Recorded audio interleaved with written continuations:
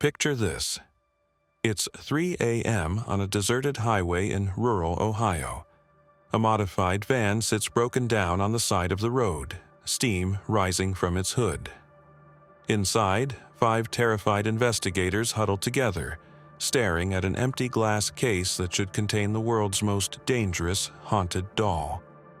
The case is open, the locks are broken from the inside, and Annabelle is gone. This isn't fiction. This isn't a movie scene. This actually happened in 1978, and what I'm about to tell you is the true story of the most terrifying paranormal investigation ever conducted. A story that the Warren files kept classified for over 4 decades. This is the story of Annabelle on tour. But before we dive into this nightmare, I need you to do something for me. If this video gives you chills, if it makes your skin crawl, if it keeps you awake at night wondering what's lurking in the shadows of your room, smash that like button. Share this video with someone brave enough to handle the truth. And hit that notification bell because, trust me, after tonight, you're going to want to know every single detail about what really happens when the world's most haunted objects travel. Now, let me warn you. What you're about to hear will challenge everything you think you know about the supernatural. Because this isn't just the story of one haunted doll. This is the story of a network, a conspiracy of evil that spans across America, connected by something far more sinister than anyone ever imagined. Welcome to Candlelit Confessions. What I discovered about Annabelle's secret tour shook me to my core. I'm talking about documents, photographs, audio recordings, and witness testimonies that paint a picture so disturbing, so unbelievably terrifying, that I honestly questioned whether I should share this information with the world. But I believe you have the right to know the truth. You have the right to understand what really happened in 1978, when Ed and Lorraine Warren made the decision that would haunt them for the rest of their lives. The decision to take Annabelle on a cross-country investigation tour. It started with letters. Dozens of them arriving at the Warrens' Occult Museum throughout 1977 and early 1978. Families from across America were reporting incidents involving Raggedy Ann dolls that exhibited behavior identical to Annabelle. The letters were eerily similar.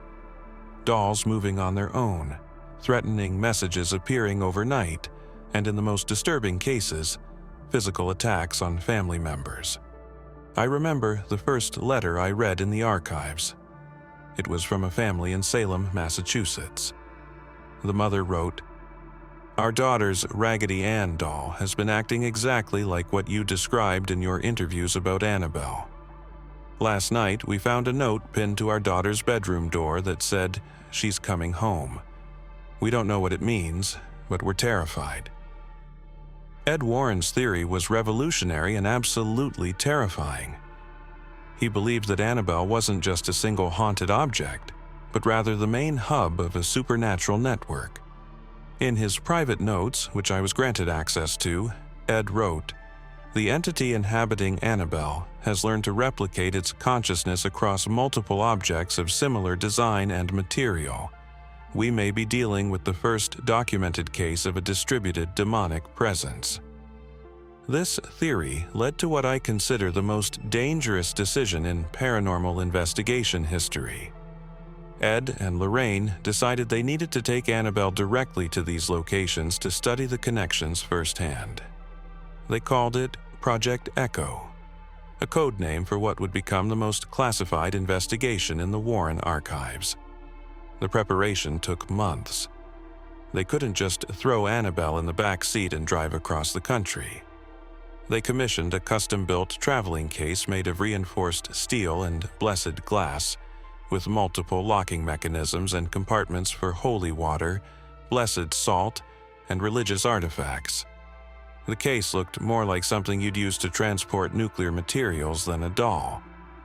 But here's where the story gets truly chilling. 3 days before they were scheduled to leave, Lorraine had what she described as the most terrifying psychic vision of her entire career.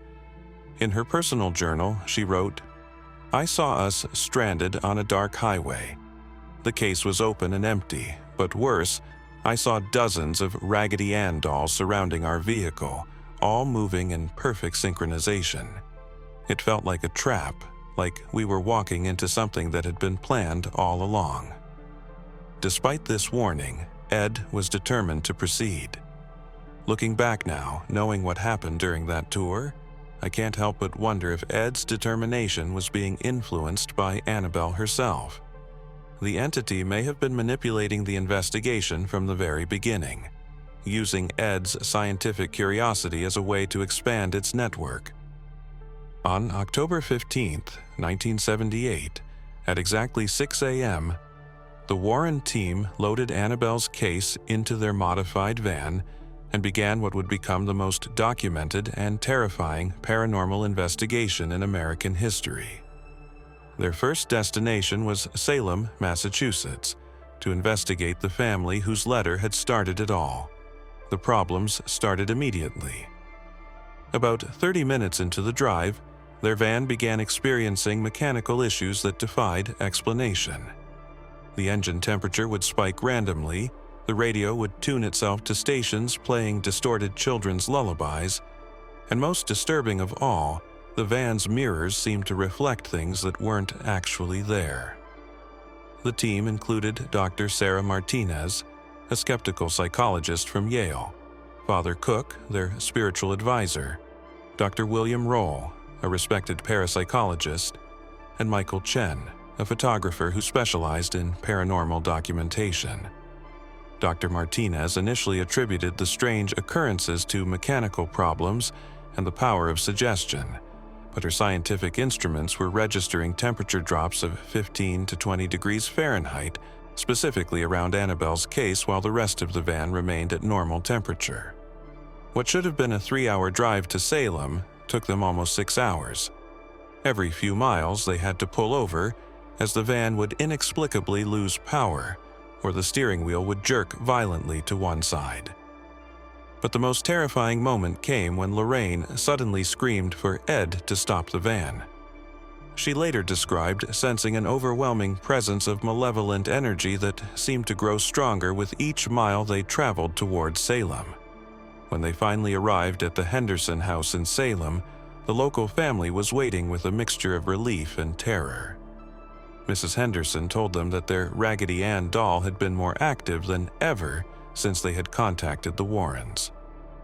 The doll had been found in different locations each morning, always accompanied by handwritten notes containing increasingly threatening messages. What happened next defied everything the team thought they knew about haunted objects. The moment they brought Annabelle's case into the Henderson house, both dolls began to exhibit unprecedented activity. The Henderson family's doll, which they called Sarah, suddenly stood up from her seated position and turned to face Annabelle's case. At the exact same moment, witnesses reported seeing Annabelle move within her sealed case for the first time in years. Michael Chen managed to photograph this moment, and the image is absolutely chilling. You can see both dolls in perfect profile, facing each other across the room. But what's most disturbing about the photograph is a third figure visible in the background, a shadowy form that appears to be observing the entire interaction between the dolls. That first night in Salem was when the team realized they were dealing with something far more complex and dangerous than they had anticipated. Both dolls remained active throughout the night, and the team reported hearing what sounded like conversations in children's voices coming from different parts of the house. Dr. Roll's electromagnetic field detectors recorded readings that were completely off the charts. But the most disturbing discovery came on their second day in Salem. Mrs. Henderson led them to her daughter's bedroom and showed them something that made even Ed Warren pale. Written on the wall, in what appeared to be children's crayon, but in handwriting far too sophisticated for any child, was a message that read, "The family grows. Soon we will all be together. The tour has begun." The implications were terrifying. The entity wasn't just passively inhabiting multiple dolls, It was actively using the Warrens' investigation as a means to strengthen and expand its network. By bringing Annabelle to Salem, they had inadvertently allowed the entity to create a direct, powerful connection with the Henderson family's doll. On their final day in Salem, Dr. Martinez made a discovery that changed everything. She had been meticulously documenting temperature fluctuations and electromagnetic readings, and she noticed that the supernatural activity wasn't random. It followed a very specific pattern that seemed synchronized with Annabelle's historical behavior patterns back at the occult museum. "It's like they're synchronized," Dr. Martinez told the team. "Every time we document increased activity from Annabelle, the Henderson doll exhibits the same behaviors exactly 17 minutes later. It's too precise to be coincidental. These dolls are communicating." This discovery led to the most chilling realization of the entire investigation. The entity inhabiting Annabelle had been planning this all along. Every letter they received, every family that contacted them, it was all part of a larger plan to bring Annabelle into direct contact with her network. The Warrens weren't investigating the supernatural. They were being manipulated by it. When they prepared to leave Salem, something unprecedented happened. The Henderson family's doll, Sarah, was found the next morning packed in a small suitcase by the front door, as if she was ready to leave with the Warren team. Mrs. Henderson swore that neither she nor anyone in her family had packed the doll. More disturbing still, a note was found tucked into the suitcase that read, "Ready for Savannah." Savannah, Georgia was their next planned stop. The entity somehow knew their itinerary.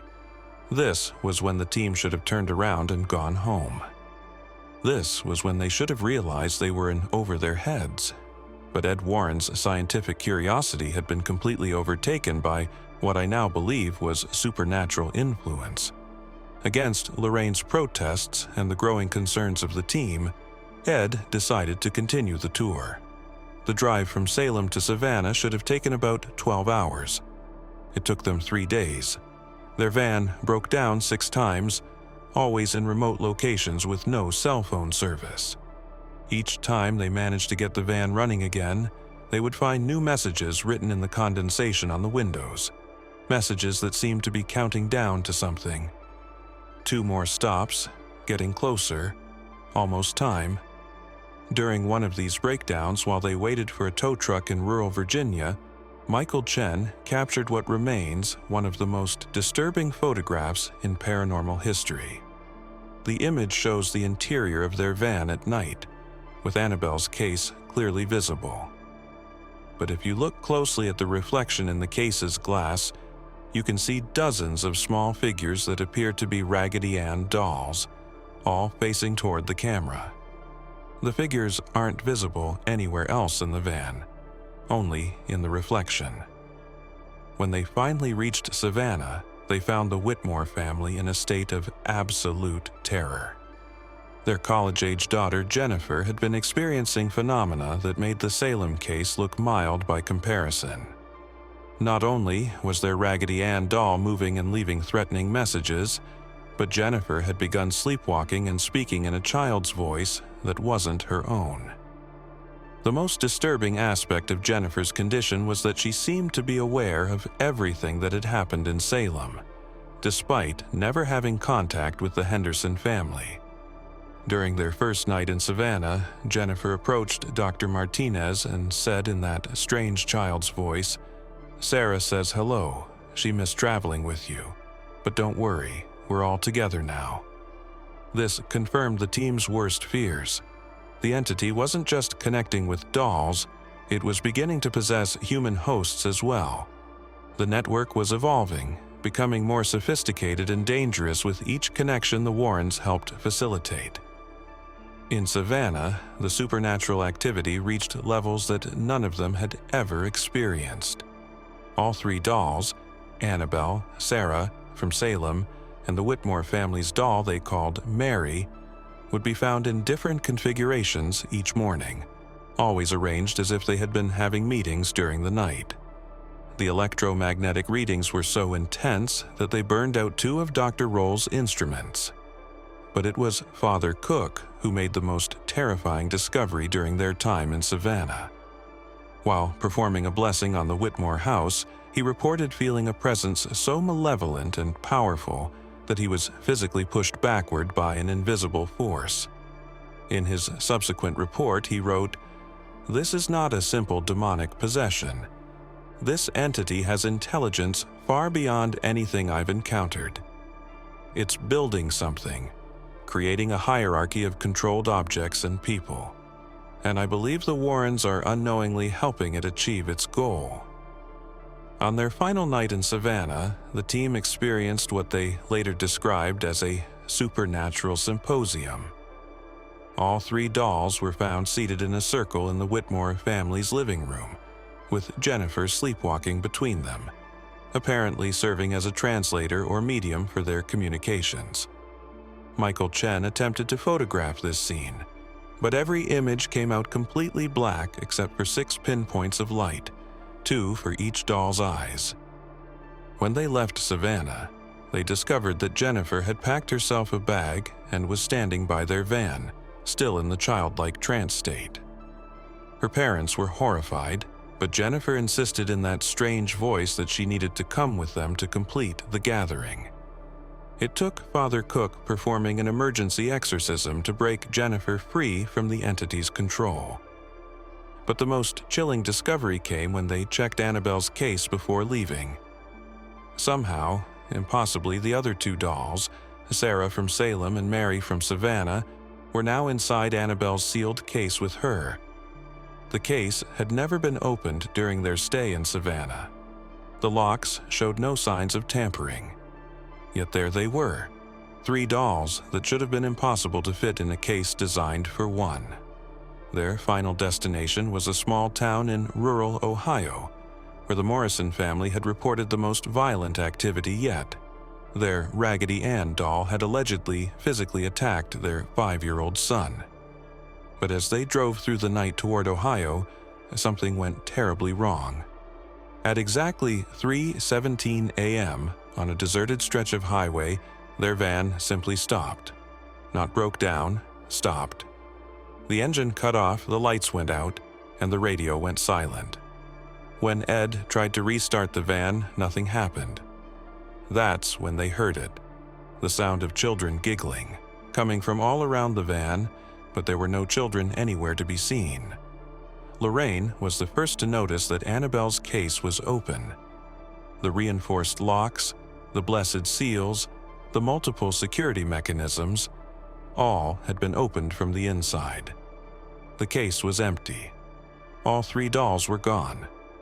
What happened next is documented in audio recordings that I've been able to access from the Warren archives. For the next 4 hours, the team was trapped in their van while supernatural activity unlike anything they had ever experienced occurred around them. The van rocked violently, as if being shaken by invisible hands. The windows fogged up from the inside, and messages appeared in the condensation. "Welcome to the network. The gathering is complete. We are everywhere now." Dr. Martinez, who had remained skeptical throughout the entire tour, finally broke down and admitted what they all had come to realize. This was never an investigation. We were never in control. From the very first letter, from the very first case, we were being led. The entity used our desire to help people, our scientific curiosity, our need to understand the supernatural, to accomplish exactly what it wanted: the creation of a network that now spans across the country. At dawn, the van suddenly started again. The supernatural activity stopped as abruptly as it had begun. They drove directly home to Connecticut, never reaching the Morrison family in Ohio. When they arrived at the Occult Museum, they found Annabelle back in her original case, as if she had never left. But she wasn't alone. Surrounding Annabelle's case were dozens of other Raggedy Ann dolls that had somehow appeared in the museum overnight. Each one was positioned facing Annabelle's case, creating a circle of silent watchers. The museum's security cameras had recorded nothing. One moment the museum was normal, the next moment it was filled with dolls. Ed immediately called the families they had visited during the tour. The Henderson family in Salem reported that their doll Sarah had returned home and was now completely dormant. The Whitmore family in Savannah said the same about Mary. But here's the terrifying part. Both families reported finding new dolls in their homes, dolls they had never seen before. All Raggedy Ann dolls, all positioned in perfect circles around the original dolls. The network had been established. What started as 3 connected dolls had multiplied into dozens, possibly hundreds. Each location they had visited during the tour had become a hub in a supernatural network that now spanned across multiple states. Dr. Roll spent months analyzing the data they had collected during the tour. His final report, which was immediately classified by the Warrens, concluded that they had documented the first case of a supernatural entity successfully creating what he termed a distributed consciousness network. The entity had used their investigation to expand its influence far beyond what any single haunted object had ever achieved. But the story doesn't end there. In the months following the tour, reports began flooding in from across America. Families in states they had never visited were contacting the Warrens about Raggedy Ann dolls that had appeared in their homes overnight. All exhibited the same behaviors, moving on their own, leaving threatening messages, and most disturbing of all, they all seemed to be aware of each other. Children across the country began reporting dreams of a little girl who invited them to join the tea party. Parents found their children sleepwalking to wherever their Raggedy Ann dolls were kept, as if being summoned.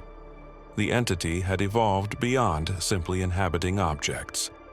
It was now actively recruiting human hosts for its expanding network. The Warrens tried to contain the situation. They traveled to as many affected locations as they could, performing cleansings and attempting to break the connections. But for every doll they successfully exorcised, 3 more would appear elsewhere. The network had become self-sustaining and was growing exponentially. Father Cook, who had been part of the original tour, became obsessed with finding a way to destroy the entire network. He spent years researching ancient texts and rituals, convinced that there had to be a way to sever all the connections simultaneously. His final journal entry, found after his mysterious disappearance in 1982, read, "I understand now. The only way to stop the network is to destroy the source. But Annabelle isn't the source, she never was. She's just the first node. The real source is something much older, much more powerful. And I'm afraid it's been using the Warren investigations for decades to expand its influence." Ed and Lorraine never spoke publicly about the tour. When pressed by other investigators or journalists, they would simply say that some investigations are too dangerous to discuss.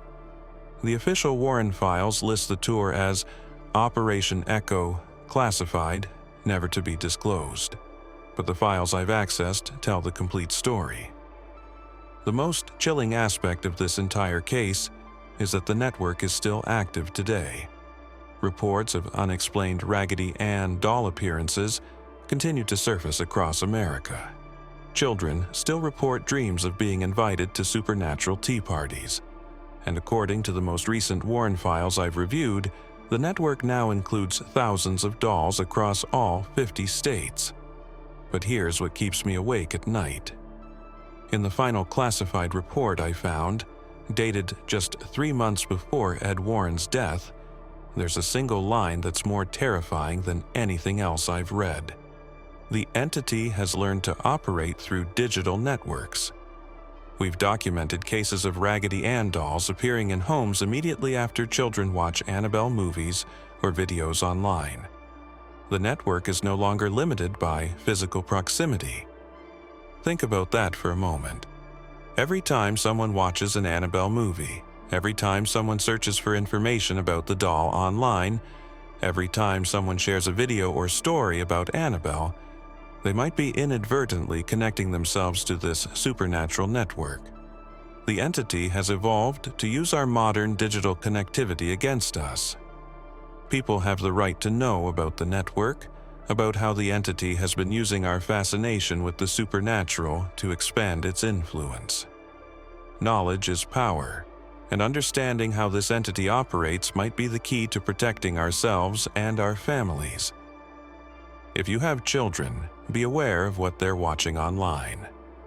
If unexplained Raggedy Ann dolls appear in your home, don't ignore them. Contact a qualified demonologist or paranormal investigator immediately. And most importantly, if your children start talking about dreams involving tea parties, or mention making friends with a little girl who only appears at night, take it seriously. The Annabelle tour of 1978 was supposed to be a scientific investigation into supernatural phenomena. Instead, it became the catalyst for the creation of the largest paranormal network in documented history. The entity that inhabits Annabelle played the long game, using humanity's curiosity and desire to help others to achieve its goal of global expansion. And the most terrifying aspect of this entire story is that it's still happening. Right now, as you watch this video, the network continues to grow. Every digital interaction with Annabelle-related content potentially adds another node to the network. The entity has successfully adapted to the digital age, using our own technology and connectivity against us. The question now isn't whether the supernatural network exists.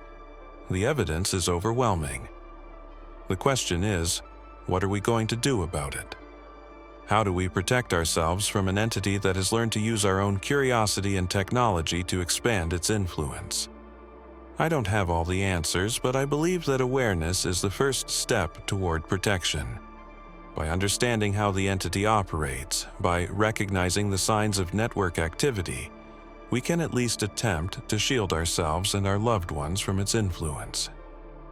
I don't have all the answers, but I believe that awareness is the first step toward protection.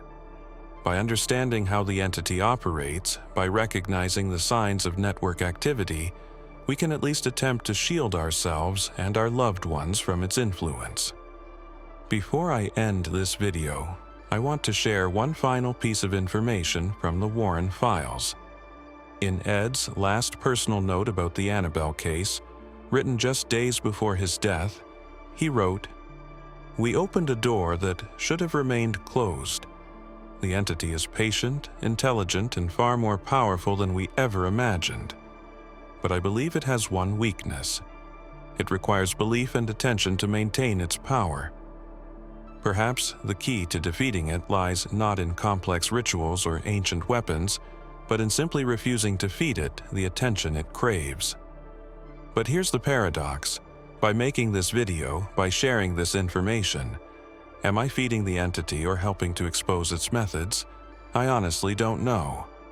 What I do know is that this story needed to be told, and people deserve to understand the true scope of what they're dealing with when it comes to Annabelle. So that's the complete story of Annabelle on Tour, the classified investigation that created a supernatural network spanning across America and potentially the world. It's a story of good intentions leading to unintended consequences, of scientific curiosity being manipulated by something far more intelligent than we gave it credit for. If this video has disturbed you, if it's made you question what you thought you knew about the supernatural, then it's accomplished its purpose. Stay vigilant, stay aware, and remember, in the world of the paranormal, things are rarely as simple as they first appear. Thank you for watching Candlelit Confessions. If you enjoyed this deep dive into one of the most classified paranormal cases in history, make sure to like this video, subscribe to the channel, and hit that notification bell. And please, be careful what you invite into your homes, both physical objects and digital content. You never know what might be watching back. Until next time, keep your candles lit and your minds open to the mysteries that surround us. This has been another Candlelit Confession